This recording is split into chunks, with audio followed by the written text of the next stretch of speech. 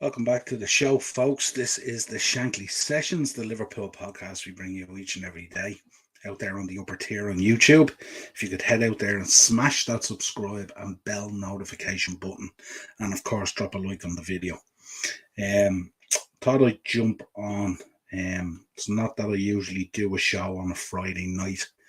I normally have more important things to do because I've been podcasting most of the week. But I kind of felt like I needed to air some grievances, if you like, about this press conference today that has blown up and created another massive shitstorm in the fan base. And it's now like a weekly tactical thing, isn't it, from FSG and Jurgen Klopp now to just deflect from the real answers and the real questions and create this shitstorm so we all go off and go crazy on Twitter and Instagram and Facebook and socials and YouTube and all this kind of stuff. And so I wanted to let it sink in. I wanted to give you my thoughts on it. As you can imagine, I'm not too happy. But I wanted to also get your thoughts as well in the chat and everything. Let me know what your thoughts were on the press conference today. How did you feel about it? Did you read it the way I read it? Which, to set the scene, I thought it was very patronizing, and it was very poorly put together in terms of the answers. I don't think the desire from Liverpool fans to want Liverpool to succeed and be the best, especially when these are the fans that at the end of games you fist pump, you chest pump and all this kind of stuff, and you talk about them being the 12th man in Anfield and we really need it, we need all the fans behind us and all that, and we always do. I don't think you should really compare us to a 5-year-old wanting a Ferrari. I think for too long this club has sat in the darkness and had to endure for years, decades even, the rise of Man United, the rise of Arsenal, the rise of Chelsea, and the rise of Man City. And we've had to sit back for years with the occasional sprinkling of excitement and success. We've had to sit back for years and wait beside the dinner table from the crumbs from those clubs to hit the floor. And that now is no longer acceptable. And those comments today really hit home with me. It's the first glimpse we've seen where I've always kind of regarded Jurgen Klopp as being the guardian or the gatekeeper for the fans at the FSG boardroom table. And that's no longer the case anymore. And that was made very clear today, that the situation that has arose, that FSG have let happen, and that he has let happen on his watch, and now that the fans are kind of up in arms about it and really digging in about this kind of situation and stuff like that, they don't like it, and he doesn't like it. And he doesn't like it when the fans aren't pulling with him and they're kind of pulling against him or asking awkward questions. Big up, Daz. How are you, my man? I'm good. Good. I've had better days, obviously, with this press conference. I was thinking about it all day. It was on my mind, and it cut deep. It cut deep. I've been following Liverpool now for 44 years, I think it is. Maybe 45 years. And I can't accept what was said today. I thought it was really poor and ill-judged and not the thing to be saying. And we'll go through what was said, and we'll try and pull the bones up. But Daz, if you're in the chat, let me know what you thought of it today. Let me know how you felt about it, and what your thoughts were on it and stuff like that. And don't forget, Daz, I'll have that entry short out this evening as well. I was working on it earlier. Those tips for tomorrow's race card as well. So you'll see that up there later on the shorts. But where do we go with this? How do we begin with this? Is this a case where once again, promises are made but rarely delivered? Is this a case where they're dampening down the expectation of the fans? And why should they? Why should we allow owners? Why should we allow owners? One, put our manager in that position, and two, our manager to allow himself to be used as a cog in that wheel, and try and dictate down to us how poor our thinking and judgment is, when all we want and what's focal in our minds is continually improving the team, continually remaining competitive, and being in around title races and all that kind of stuff. And I don't think it's much to ask, considering how long we've been out on the periphery. And that's not FSG's fault in totality, and it's certainly not Jurgen Klopp's fault. But it's the reality of the legacy and the history and the lineage of the club, that's where it's been for 30 years, to the point where we won the league. So, I mean, what are we supposed to do? Are we supposed to win one league and win one Champions League and go, there you go now feck off? Go away for another 30 years. Go away for another 20 years. Are we supposed to nearly complete football last year? 2 matches away from doing a quad, 10, 15 minutes away from winning a league. Are we supposed to just come back this year, see what we've seen, ride off a season in expectation of a signing? And all this information has been out there all season. So why hasn't FSG and why hasn't Jurgen Klopp come out and dampened down that expectation? At what point did they think that the cost of this player wasn't going to escalate up into 120, 130, whatever it is, million? At what point did they not come up with a plan to say, well, how many different ways is there of funding this and accounting for this? And if this is the player that Jurgen Klopp wants, we are going to do everything we can to sign that player. That's what was put out there. That's what the narrative was. Daz, do yourself a favour and don't look at it, because you will be absolutely livid, mate. Livid. Ian's in the comments. How are you, Ian? All good, my man? All good. Looking forward to a good weekend, hopefully. Same as yourself. But yeah, so that was the narrative. It's always next season, next year, next transfer window, war chest.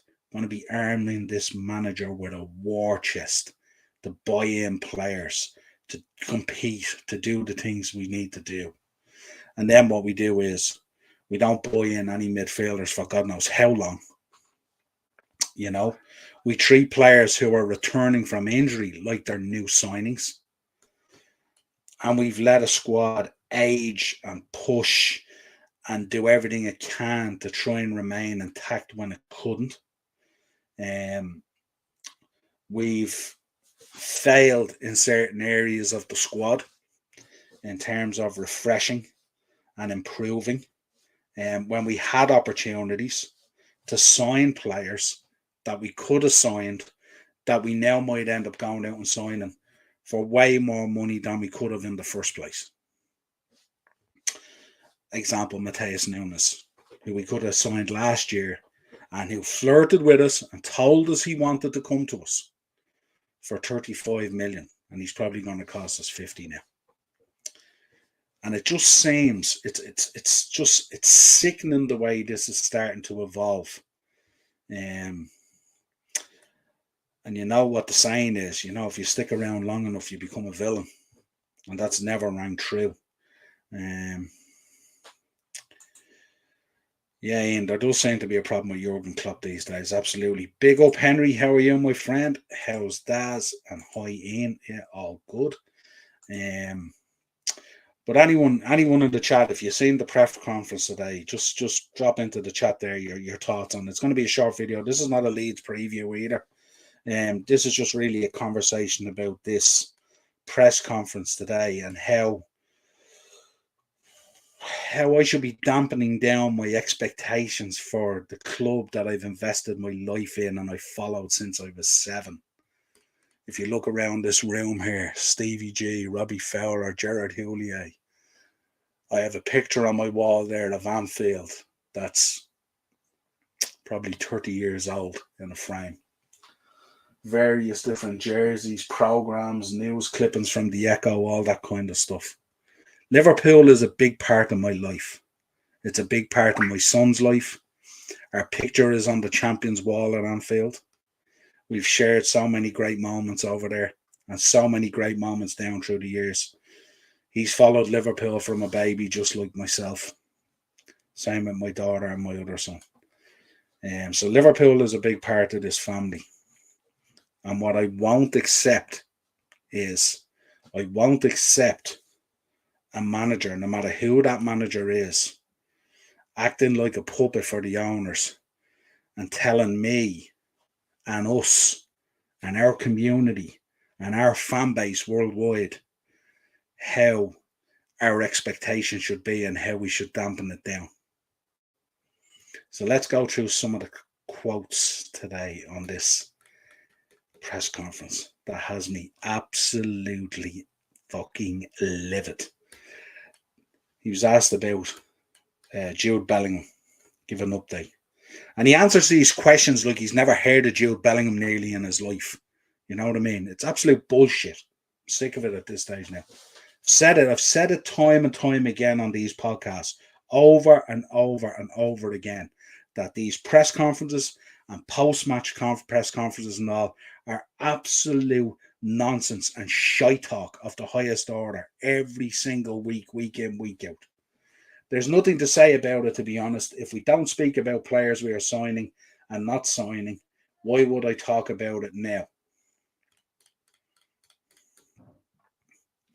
Because it would be nice to get some sort of an idea without giving away all the crown jewels, but some sort of clarity on where things are going and what things are doing, and what's the plan to take Liverpool from where it was last season and the season before and lift it back up out of the middle of the table where we share a dinner table. I discussed it the other day, like being at a wedding when you sit on the top table, how special you feel.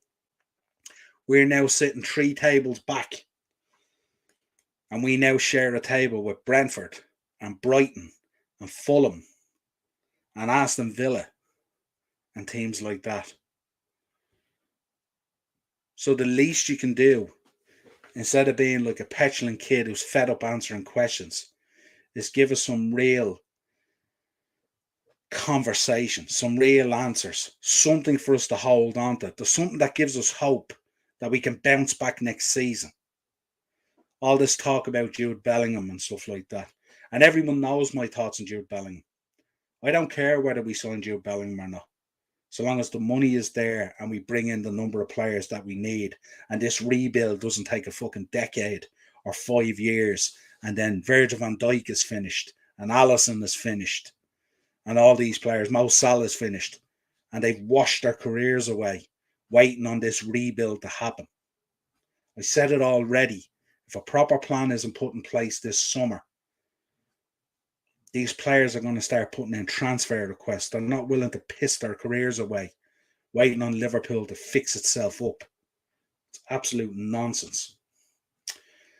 Then he says it's not about Jude Bellingham. It's been about Jude Bellingham for the last 2 years. The whole idea, the stubbornness, the wanting of a player. You know what I mean? And then trying to say it's not about it.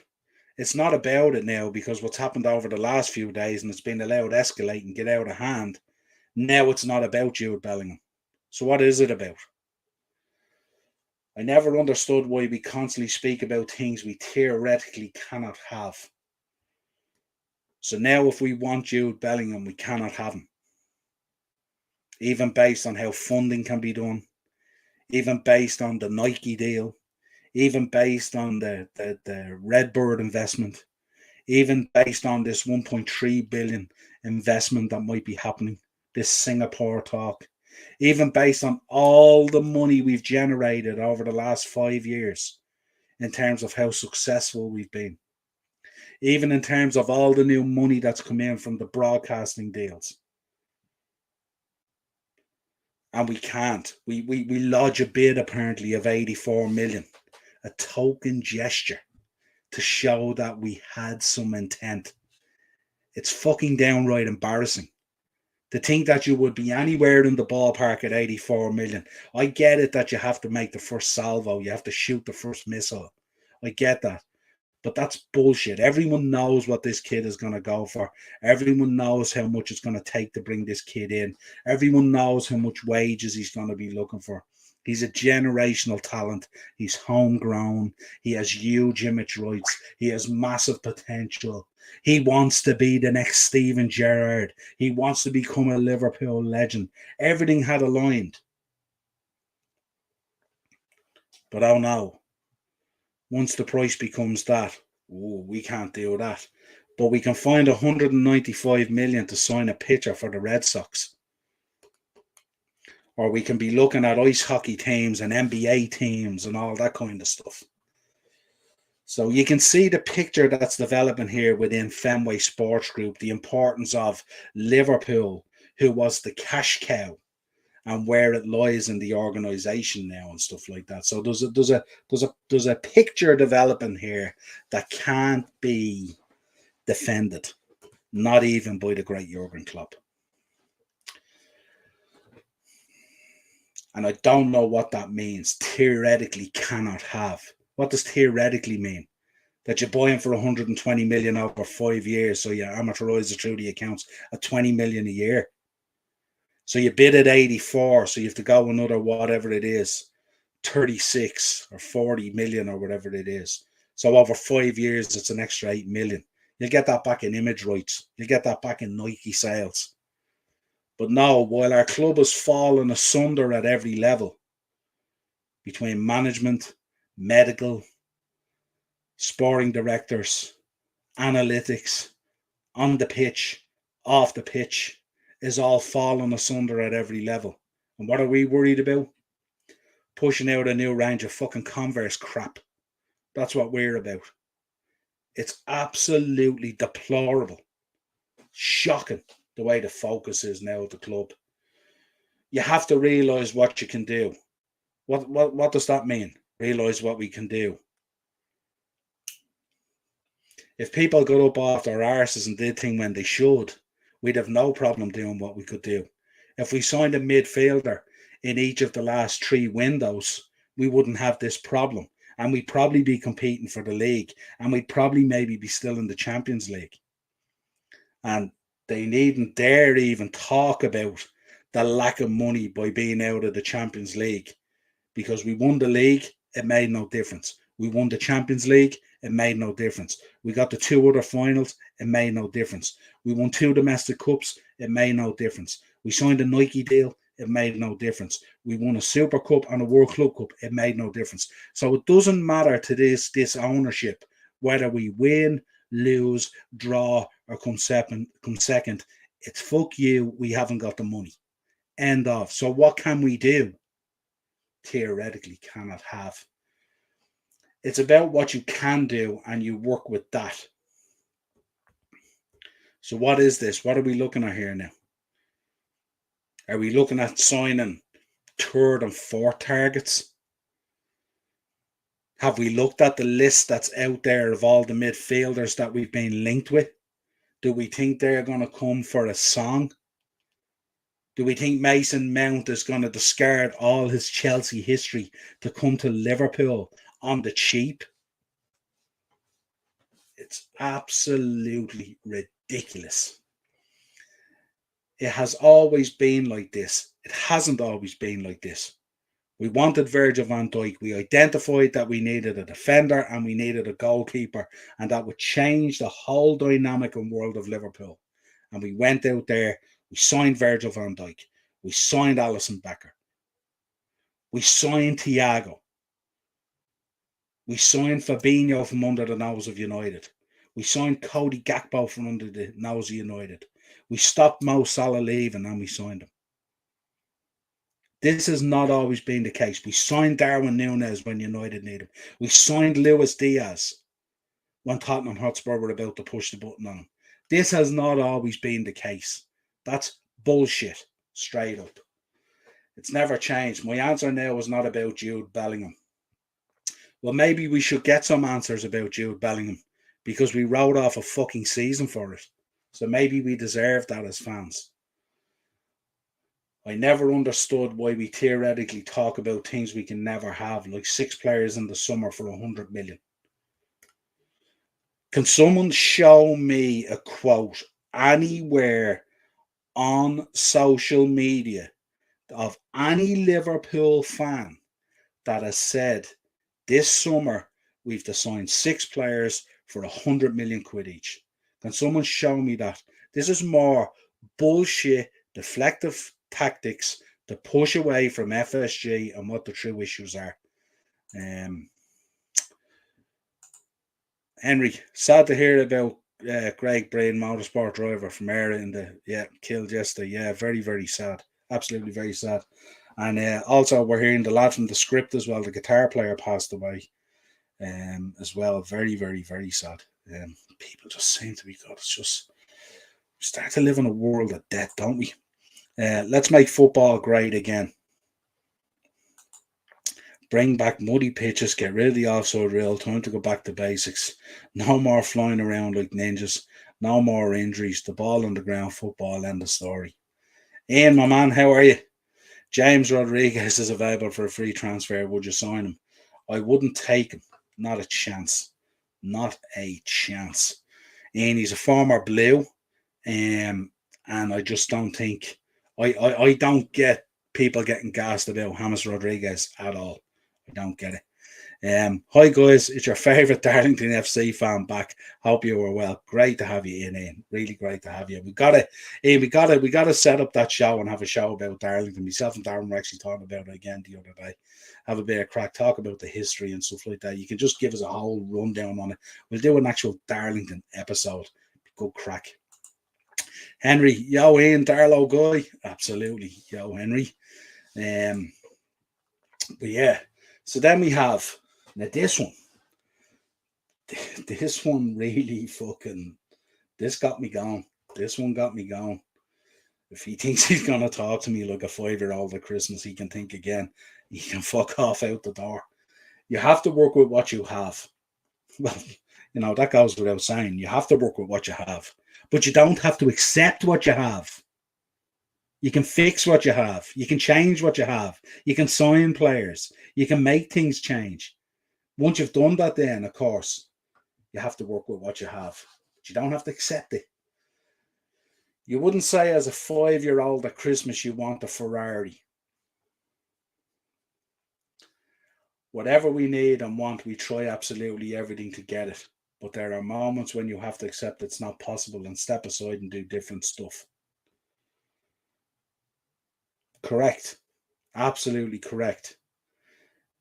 You wouldn't say as a 5-year-old at Christmas you want a Ferrari. Is there anyone in the chat? How do I put this? Is there anyone in the chat there who put something on their list that it was so out there on their Santa list that it didn't happen? And you didn't express ambition of what you wanted. You know what I mean? Like we all have dreams. We all have thoughts of what we want to be and how our life wants to go and stuff like that. And we all try hard and work hard. And with that goal in mind, you want to own your own house. You want to have your own business, whatever it is, whatever your thoughts and ambitions are. But no one but you And your desire should limit you from your ambition and your wants. And if you bring that back to Liverpool, we all want Liverpool to be successful. We all want Liverpool to win things. We all want Liverpool to be competing at the highest level. The landscape of football is changing very, very quick. We've seen it in the transfer market. It's gone crazy. There's no doubt about it. And the problem with that transfer window is you either hop on or you hop off. And this season we hopped off. So is this going to be the new norm now for Liverpool Football Club? 7, 8, 9th in the league. Sitting back, watching Villa develop, watching City continue to build, watching Arsenal develop, watching Spurs develop, watching United get new owners and develop. Is this going to be the new norm for Liverpool now? Is this how we have to suck it in and digest all this shit in and just become banter again? That, you know, our 2 trophies that we win every year are our 2 wins over Man United, like the way it used to be. Is this how it's gone now? Is this where we are as a club? This means more. Always believe. All these slogans, never give up, all this stuff. Is this where we are now as a club? None of that matters anymore. How dare this manager tell me what my expectation should be for this club and how I should dampen it down, and I shouldn't dream about us signing Jude Bellingham.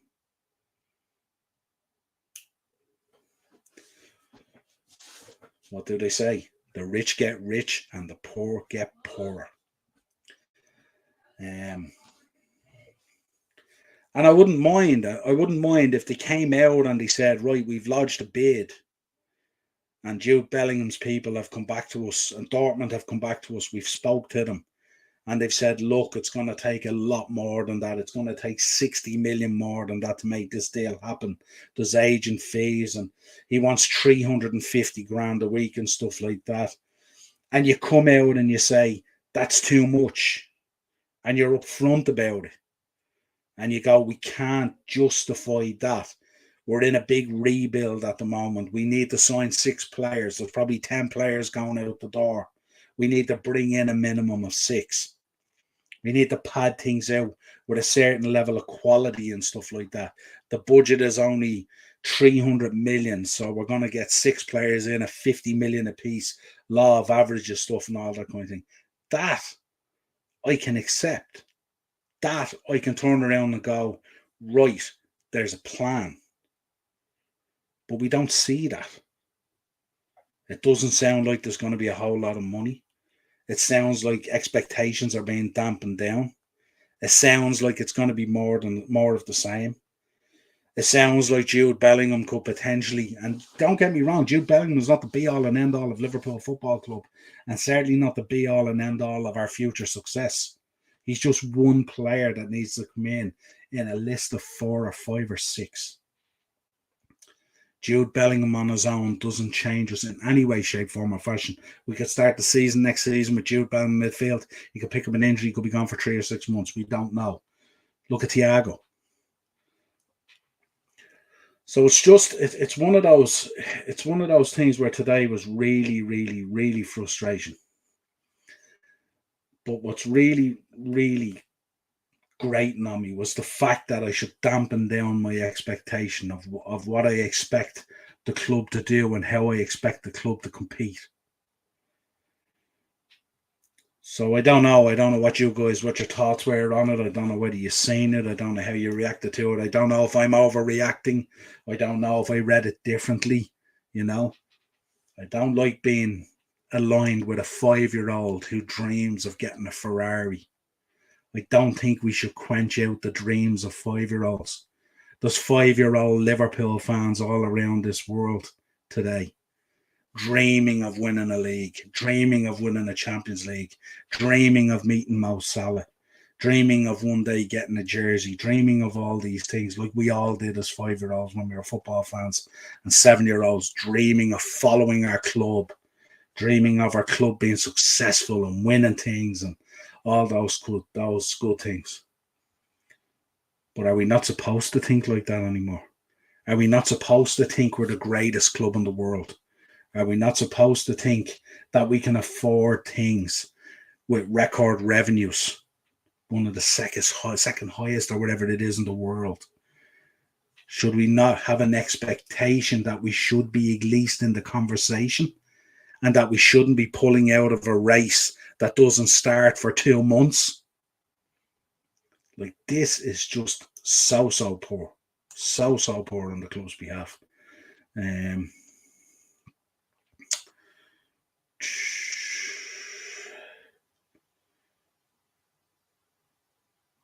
Let me see.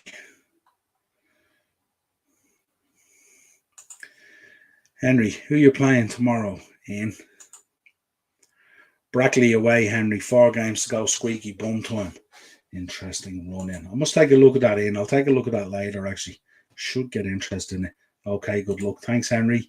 Henry, don't forget I'm doing your league on my channel starting next season. Awesome. I like the sound of that. That's good. Interesting. Like that, Henry, branching out. Good stuff. One more thing, football needs strikers. No, we don't. 4-0 LFC. Dan scores again. You get left behind soon, unfortunately, unless you don't invest and evolve. We were already left behind this season, and it was laughable. Indeed, Ian, can't beat a bit of bitey. Involve a Liverpool player or two in the Jude Bellingham deal. It's not going to happen. It's not going to happen. There's very little there that Dortmund would want, to be honest.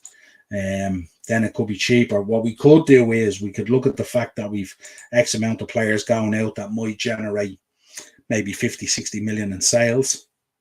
That coupled with the fact that we're going to probably save about 50, 60 million in wages for the year as well. There's 110 million.